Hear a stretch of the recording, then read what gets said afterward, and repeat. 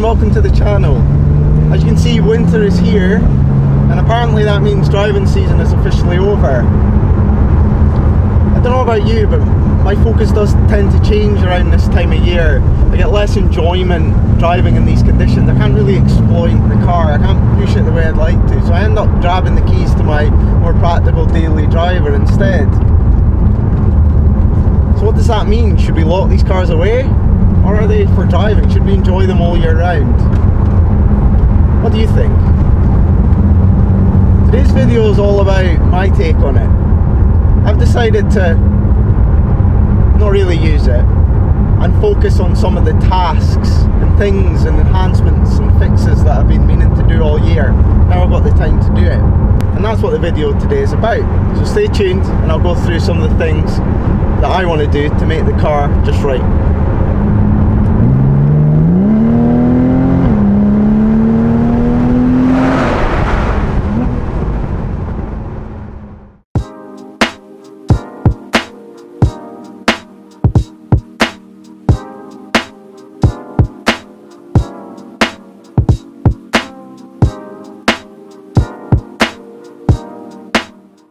Here we are, back at TDS HQ. Let's get started.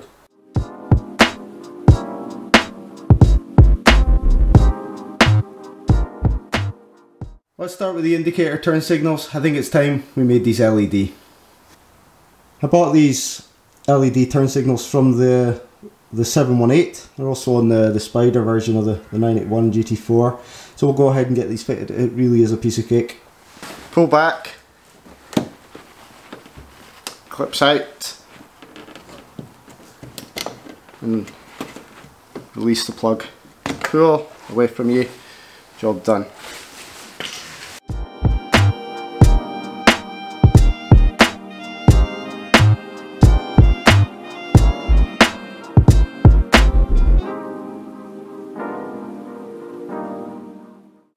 The only slight downside on these is they do protrude ever so slightly more than the old units, but I think it's a small price to pay.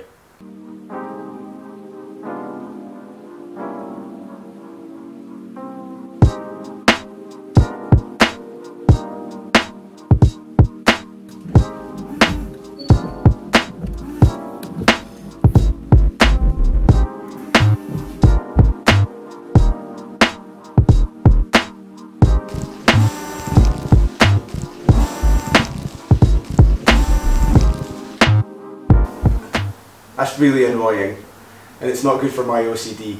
Let's open it up and see if there's anything we can do about it. This is where the washer jet's located. To remove it, it's really simple. You just put your fingers in the back here, pull down. Sounds awful, but it's fine. Undo the electrical clip. You just push in a button on the inside of your finger and pull it in out away. And then there's a black clip holding the hose in place. The item in question, let's look at it closely. If it were adjustable, you would normally see a little socket or something you could turn. The other thing we could try to do is clean it out. However, I have had loan cars that have been just as bad. So I think it's just a bad choice of part. I'm willing to bet that Porsche are actually using VW or Audi parts for this. And it so happens I've gone and purchased a heated washer jet from a VW, from a Golf. Let's see if it fits. On the left is the Porsche one, and on the right is the VW one. They look the same size to me. They've got the same electrical connector and the same hose connector. The only difference is that the VW one doesn't have the rubber piece, but I think we could transplant it. You can see the adjuster nozzle here. My recommendation is that you set it to the bottom setting, like I have it, and then once you get it on the car, you can just turn it a quarter turn if you need to increase it. Let's go ahead and get that fitted.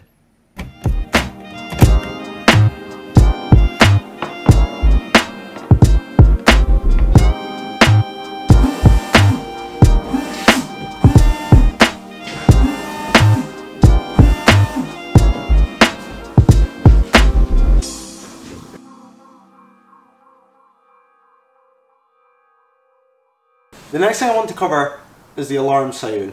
This time of year, you want to make sure there are no intruders near your car. These alarm sirens, they seem to have a shelf life. It's just a standard unit from a VW Audi car, and typically lasting around about 5 or 6 years. So it's a good idea to keep on top of it, test it, and if it needs replaced, get it fixed. There's a couple of ways to check it. If you open the front, close the door and lock the car, you should get a chip to inform you that something's open. So as you can see, mine isn't doing that. That leads me to believe there's a problem.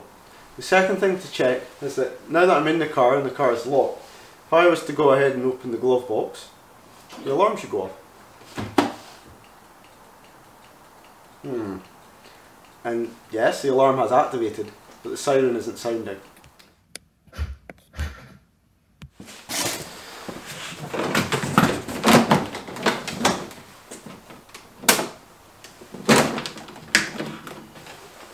Now here's the alarm siren close up. To remove it, we just undo that torque screw at the top there and undo the electrical connector. It's just a generic VAG unit fitted to lots of cars around this era.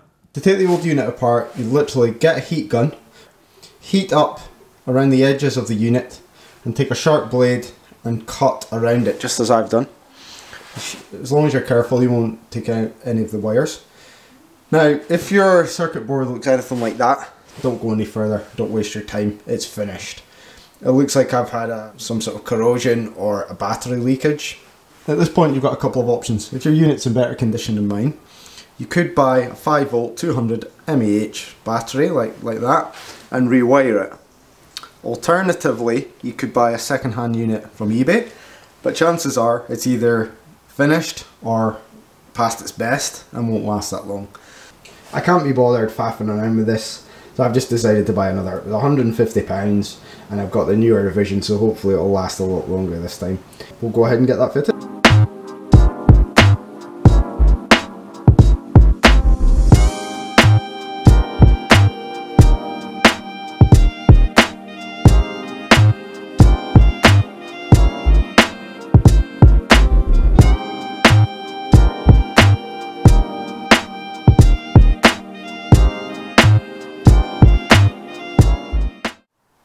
So let's see if it works now.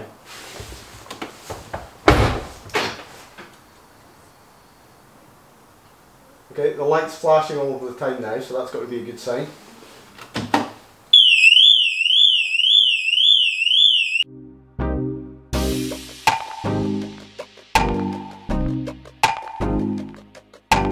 The next thing I want to cover are the drain holes. Now I know we've covered these before, we covered them in the previous video, and I showed you that if you pour water down there it should come out at the bottom and at the front of the car, and if it doesn't they might be blocked. Now that could lead to expensive repair because you've got some expensive modules under the seats, and that's exactly where the water would overflow into. I showed you the primary, but there's also a secondary, and it's actually much easier to find. This rubber piece here, if you get a rod or something similar and point it outside the car, it's quite easy to find. That's me, got it already, and just push it down and check it's free. There's one on either side obviously, so you've got 4 holes in total. Let's pour some water in mine and see if it's clear. Looks okay to me, except I've not aimed very well.